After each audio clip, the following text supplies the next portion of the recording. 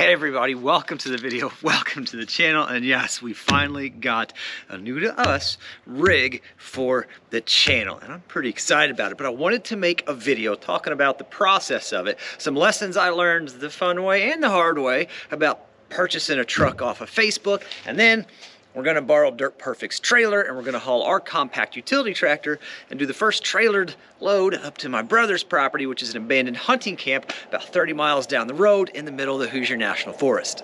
I think the best way to start this off is talk about what truck we had, how we got it, and why we need to grow from it. So the truck we had was a GMC 1500 Sierra extended cab, 6.5 foot box, 4-wheel drive, had the 5.3 V8 in it, which was a pretty bulletproof engine, and if you did need to work on it, they made so many of them, it was very inexpensive to work on, or you could always just get one out of the junkyard. Overall, pretty reliable. We did a few general maintenance things, U-joints, rear main seal on it. We got videos on all that. But it is a very reliable truck for us. We bought it from Dirt Perfect probably 5 or 6 years ago when they shut down their home building business. I think for around $1,500 back when you could buy a used truck for $1,500. And I did look it up. Sticker price for this model when it came out was right around $32,000, in case you were wondering. Had a towing capacity of around 8,000 pounds. Everything feels really good for a 290,000 mile truck. But as the homestead needs grew, we started getting into heavier and heavier projects, and the things I was doing for Mike involved hauling stuff around and possibly towing stuff for him in the future. We definitely wanted to upgrade to a minimum 3/4 ton. Now the whole reason we kind of went ahead and jumped onto replacing the truck is the other day I was hauling some rebar and I lost third gear. Did some research. Turns out it's not uncommon for these trucks to burn up the third gear clutch plate, or 3 and 4 clutch plate, I think it is. I'm not 100% sure on that, but I lost it. And that was kind of the kick in the butt I needed to start getting a different truck and upgrading for our hauling and towing capacity. It truly was a great truck, and like I said, you can't beat those 5.3s, which is why I think that guy was so excited to come pick it up. I mean, what he was driving had a 5.3 in it, and he said he was going to have that transmission out later that night and get him swapped. I don't know if he was taking those two trucks and making one or what his plan was, but he was very excited about it, and honestly, I was excited to see who was getting it. You never know who's going to buy your stuff, and I think he's going to have a good time with that truck. But it's definitely time for an upgrade as far as towing capacity, and I think you guys can agree with that. Now, there were three major things, well, several major things that I was looking for when it comes to the truck. One, I wanted it to be 3/4 ton minimum. 2, it has to fulfill the role of the channel needs, which is being able to go to auctions and buy old stuff so we can bring it back and make content and fix stuff up, being able to haul Dirt Perfect's equipment when we rent it, like the TL240 or the Cat 304, so we can keep making content and videos with that. It had to be able to meet that towing capacity, but it also had to meet a very small need, which is in the back of my head, that this is our backup vehicle. It's our third vehicle, so if my daily or my wife's daily driver goes down for maintenance or for repairs, this is what we're going to be driving. Either I'm driving or she's driving. So it had to meet that need as well. I think it probably used to pay back in the day to be brand loyal with dealerships, but I don't think there's any benefit to it now. Every company has made a bulletproof engine, and every company has made the worst engine the market has ever seen. I think we can admit to that. There's no denying it. Now, what I wanted, 3/4 ton minimum, 4-wheel drive. We have to have it for towing on the gravel hills we have here. I needed a clean frame and a reliable engine. I didn't care the brand, I didn't care the way the body looked, and I really didn't care about the interior. It needed to be reliable, easy to work on, and something that we can make last. And the biggest thing at this point in my life was I didn't need another project. So I guess tip number 1 is identify your needs and stick to it. I also set a budget of $6,500. Hopefully one day I'll have a couple 100,000 subscribers and we can afford something brand new off the lot. We're not there yet. So I set a budget for $6,500 and we're gonna stick to what we need. The next truck I went to look at was an F350 down in Kentucky, and it was at this point that I realized I think this is gonna make a good video, so I took a camera along. I'll just voice over this part and explain this trip. So that brings us to tip whatever it is at this point. If you're going to look at a used truck, because you just never know. So we found this truck about an hour away from us down in Kentucky. Talked to the fellow online. He seemed like a pretty nice guy. F350 had the V10 in it. The V10 has a pretty good reputation as far as towing capacity and payload goes. It was right in where we wanted to go. The only thing I wasn't excited about is the single cab. That kind of takes away from that 1% time where we're going to have to use it as a backup vehicle for when our daily drivers are down, but I was okay with it if everything else checked out. Now, the Burns oil in all caps lock is a new addition to the listing. I noticed that after I went down and looked at it that he changed that, and now he's willing to take trades as well. And the listing is still up if you're interested in this truck, and if my understanding is correct, the burning oil thing isn't a terrible problem to fix, but I'm really not looking at a right now project. I need something that I can just pick up, park, and drive. I don't have time to work on with all the other projects. So it was burning way more oil than what we were expecting it to burn.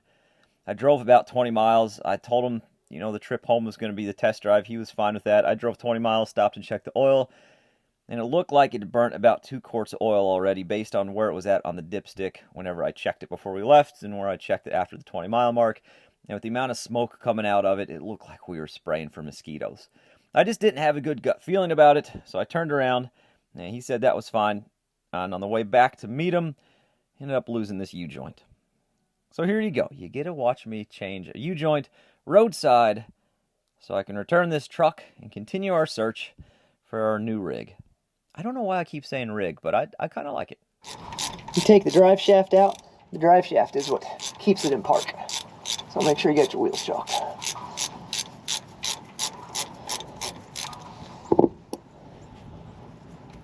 It is freezing today. Oh man.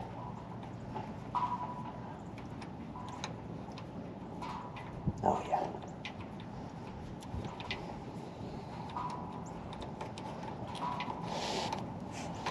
Let's go ahead and take it all the way out.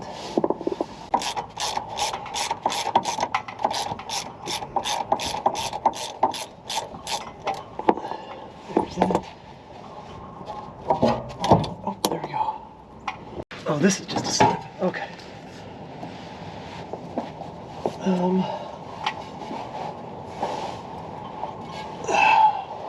Hey, Dad. Yeah. Can you toss me those pliers, please? Sure.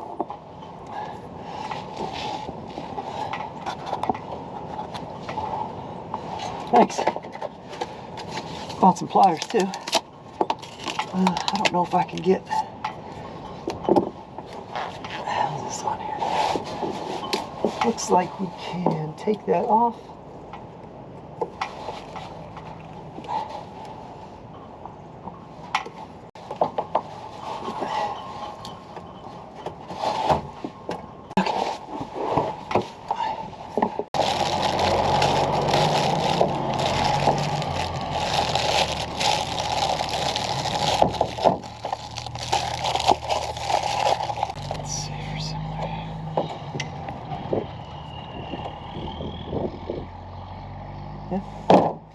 Whole bunch of rust built up on this thing, and I'm limited on tools. A punch, a torch, or something like that would be handy, but we've got a screw and a sledgehammer. We're just going around and trying to get that keeper broke loose.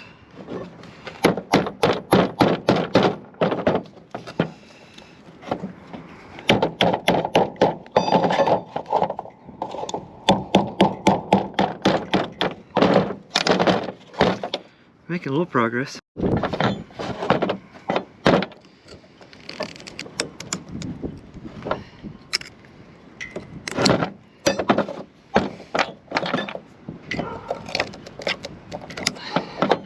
Getting there. It's kind of peeling her out.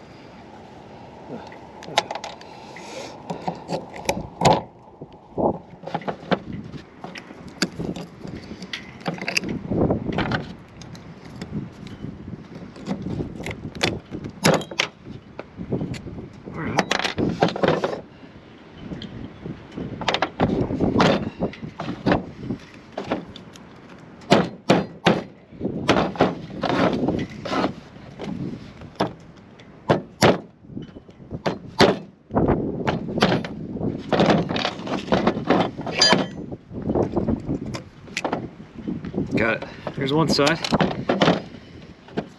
And the other side too. But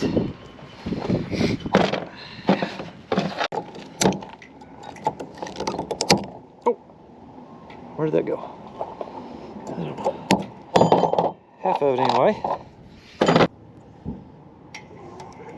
Don't see anything goofy as far as these go. I think they just need drove out. I really do wish I had some heat of some sort, but I don't. Wish I had one more. We're making progress. Slow but sure. Slow but sure. It's just really, after a whole lot of beating and banging. Oh. Do I need just a little more? Oh, hold on, just a little more. Not quite there. A little more beating and banging. It's a timeout.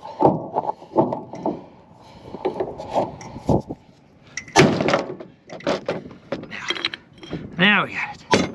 Old one is out. I just gotta get that cap drove out of there.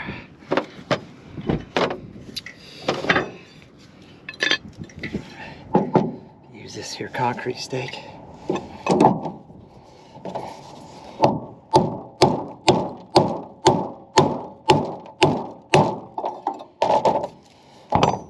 Out with the old. Clean these insides up. We got the new one here. These all look to be the same. Just gotta be real careful I don't drop it and lose these needles. There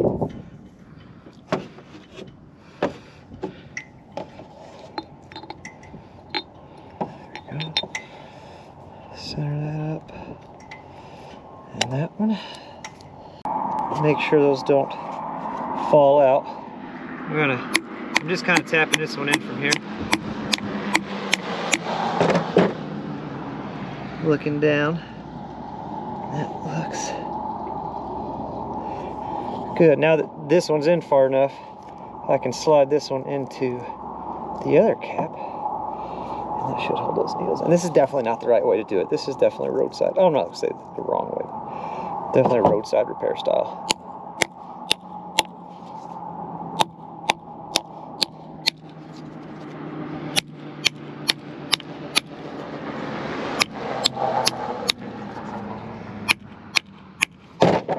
So those are in. Got plenty of movement back and forth so we know none of the needles fell on their side. And then I'll take a socket, tap in far enough to get a keeper. Just far enough to clear that keeper groove.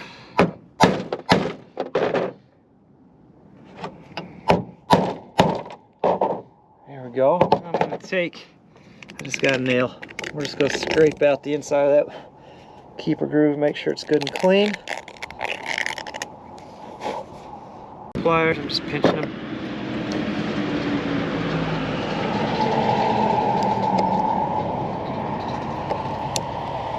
Push down until they snap in. Looks good. Then we'll just make this side match. I don't want to go any further than I have to, just enough to get that keeper. I don't think he was trying to pull one over on me. I don't think there was anything fishy about this. The guy was super nice. He took the truck back. He gave me my money back. I know plenty of people that would have said, hey, you left here. That's your problem now. I just think it was a good old misfashioned understanding as far as how much oil it was burning. As far as the U-joint's concerned, that's just good old-fashioned bad luck. Was I happy about it? No. Was there anything I could do about it? Yeah, fix it, get the truck back, get the money, and keep looking for the next rig.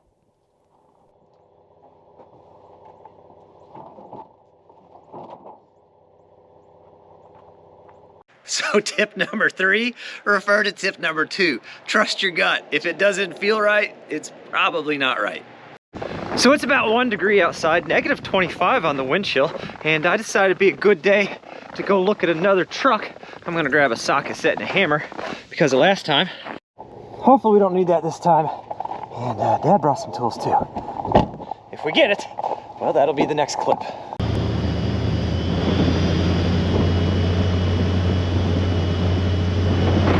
All right, so we got it. Going to pick up a truck in what is proving to be a very historic cold snap event. You know, it's a memory. I got to get rid of this thing. A little bit of a spoiler alert at the beginning of the video. We were able to sell it. We sold it for $1,000, which isn't too bad. There used to be a time where you could buy a running driving truck for $1,000. That's not today's market anymore. I could have gone to a junkyard, got a transmission, swapped them out, probably sold it for a little bit more. Honestly, I thought about just keeping it around, even only going to second gear in that transmission. It'd still be a good time around the property with four-wheel drive. But the fact of the matter remained the same. The towing capacity-wise, it just wasn't going to fit our needs. And I don't know, we got too many other things going on. So we sold it, we got it gone. I'm very happy about who got it. I think it's going to treat him really well. And, well, let's look at what we got to replace it. So this is what we finally settled on. We bought it off a super nice guy. He's a Navy veteran up out of Petersburg, Indiana. I had nothing but good vibes about this thing when I was looking at it and when I was talking to the gentleman. It is a 2006 GMC 2500 HD. It's got the crew cab, which is fantastic. It's got a full 8-foot bed on it. You can see the gooseneck ball down in there. Now the bed has been repainted at some point. So I don't know if maybe it had a flat deck and they put another bed on it, or sometimes when you're hauling goosenecks, you just do some damage to the beds. Maybe they did some work to it and repainted it. But long term this summer, I do plan on putting a flat deck on it. But the biggest thing right now, it's not a project. It's ready to drive. It's ready to go. He's got these aftermarket ranch hand bumpers on him, and honestly, I kind of like the way they look. And with the way I drive, I probably ought to just leave them on there. I think they look pretty slick. He's got one on the back as well. Body-wise, the truck's in pretty good shape. There's a little bit of rust under the cab, not uncommon. We're looking at 185,000 miles on it, and it's got the 6.0 gasser in it. It's not a diesel, which would have given me a little bit more towing capacity, but it does have the 6.0, and that 6.0 has a pretty daggone good reputation as being reliable, being kind of bulletproof. And again, just like the 5.3, they made so many of them. They're very easy and very inexpensive to work on, which definitely is something we were looking for. All in all, the truck looks pretty decent. Frame looks really clean. I wasn't about to crawl on this wet gravel and get shots from the very underside for you, but I snuck a few in here under the wheel wells. The frame looks good. The hitch looks good and clean. And whatever little bit of surface rust there is when we do that flat deck this summer, we can clean all that up and spray it. There's that rust I was talking about underneath the cab, but it's not bad. Another shot of the frame. You can see pretty clean. I mean, not bad for being a 2006 truck and driving an Indiana Salt. You can definitely tell this guy took care of things. He said he used to haul a gooseneck trailer up in the Martins County area, I believe, hauling pontoons for a company. And the interior of the truck wasn't really a concern for me, but honestly, the interior in this truck's in pretty daggone good shape. Just can't complain. Absolutely love it. It fit everything we needed. I'm pretty excited about it. Tires are in really good shape. I mean, it's fantastic. And we ended up spending right at the budget what we wanted to, $6,500. And honestly, in today's market and even a market a few years ago, I don't think that's too bad. We're pretty happy with it. Now, enough talking about it. You see it. You see what we're looking at. Let's throw a hitch on this thing and see if we can actually use it today. Take it out for a test ride. And after all of that, that brings me to tip number 4. Remember, 2 and 3 were the same, so count it how you want. Tip number 4, have good friends that know what they're talking about. If you don't know anything about trucks or you're not that familiar with it, you can get online, you can research it, but I promise you, you can find somebody that loves the truck you have and you can find somebody that hates the truck you just got. Have 2 people that know what they're talking about. For me, it was Dirt Perfect, of course, who was a huge help. Probably more excited that I got the truck than I was, because that means he could stop answering questions about trucks every time I found him on Facebook Marketplace. And another great friend named Dalton, who was a mechanic and a tech before he got on the fire department, which is where I met him, and he still does it on his days off. Those 2 guys were huge helps, and whenever I asked him about this engine and this truck and this setup, they both jumped right on it, and that's when I knew that's probably the one we should get. All that being said, I did end up with a hitch. I got a pintle hitch because he sent me a ball hitch with the truck. The reason I got a pintle hitch is because I don't have enough money for a heavy duty trailer yet, so I'm still gonna be borrowing Dirt Perfect's trailer from time to time. Some assembly required. I got a little bit longer shank hitch because of that style of bumper that's on there. It's got to be a little bit longer to get back to where it needs to get to. Let's get this thing put together real fast. Get this thing up to the house and see if we can't get the 755 loaded up and hauled out to my brother's. See, that's surprising. I thought bolts cut really well.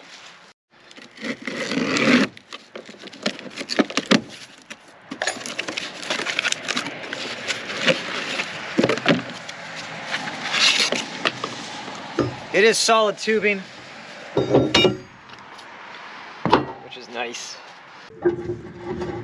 See how far that bumper sticks out? That's where the pin's at. We're gonna mount it as tall as possible. In fact, I might flip her over the other way.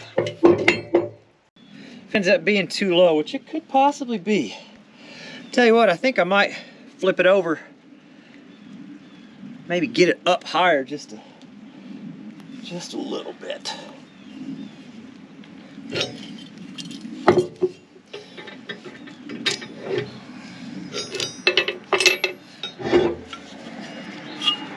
don't know, maybe it's directional, maybe it's not.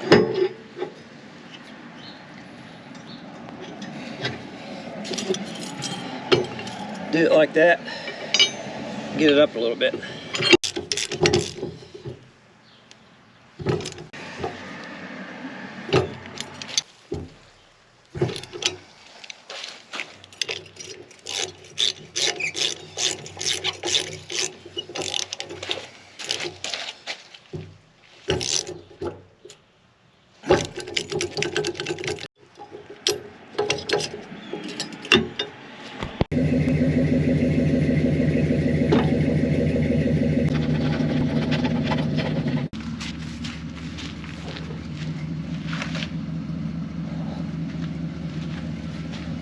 Trailer plug works, and he did have trailer brakes in this. He used to haul a gooseneck with it. I wish my chains were just a little bit longer, but we can make that a fix in the future, and you'll notice there's no license plate. I do have the title, which works, I think, for 30 days in the state of Indiana, and I do have insurance, so the insurance is on it as well. So we're good. There's no plate, but you understand how it works.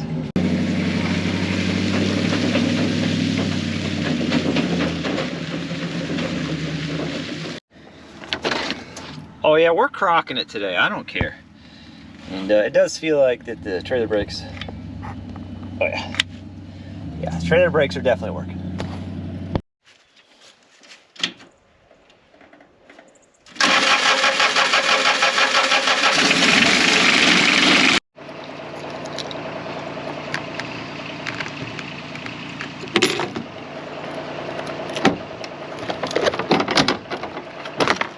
Picked up some new straps too. I want stuff specifically to stay with the truck.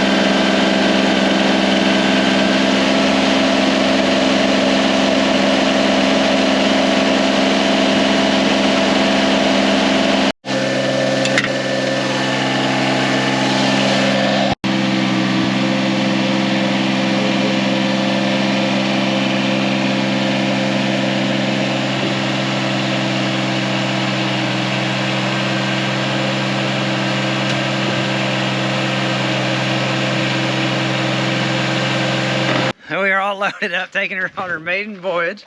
Taking the whole family out to Tony's property today. We're at the Derby Market.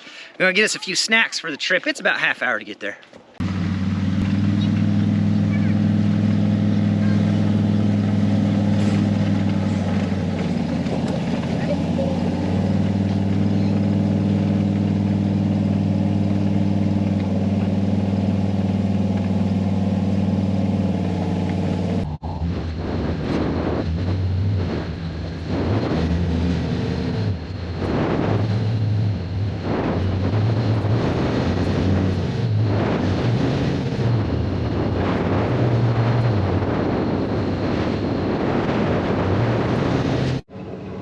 All right, so we just got here. They're back there somewhere, headed back. Check out that collapsed cabin. I'm gonna put the drone up because I have no way of showing how hilly this road is, but the truck did great.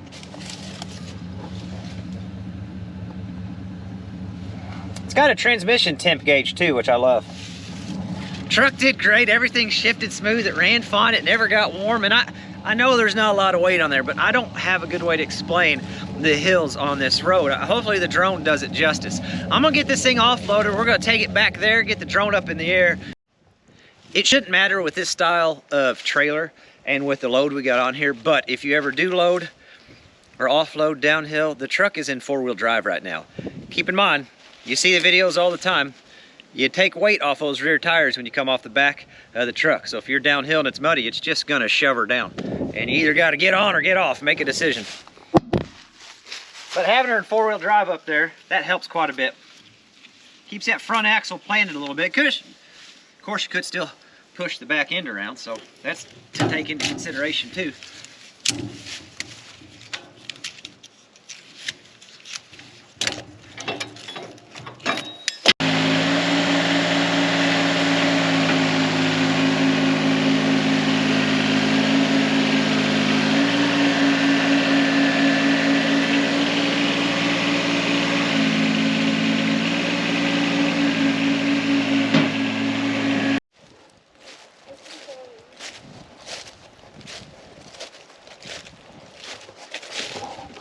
So this is that abandoned hunting camp that we've done some other videos on with the Case Minotaur previously. This is what we're bringing the tractor out here to try to get everything cleaned up.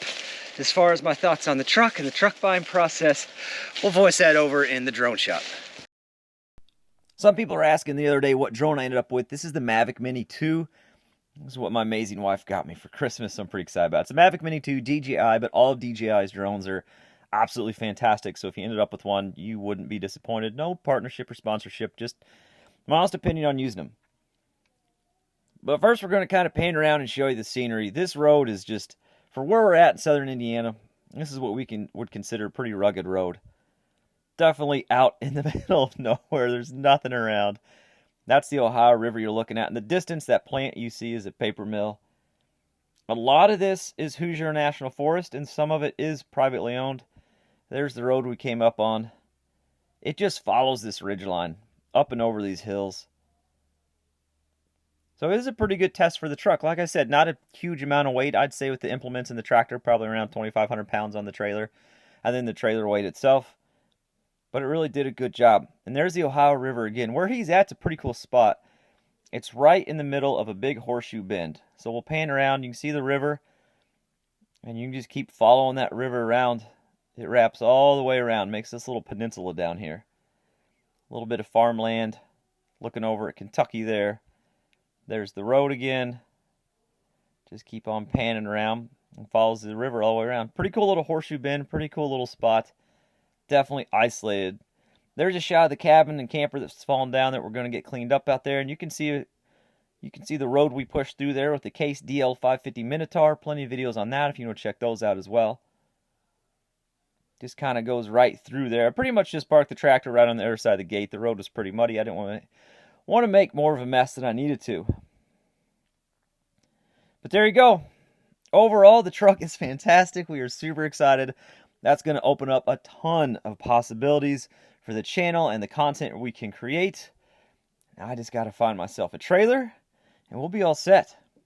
I appreciate your support. I appreciate you guys watching. The next videos are right back on the YouTube yacht until we have the concrete poured. So get excited because we are, and incredibly nervous as well. Again, thanks for watching. Happy New Year, by the way.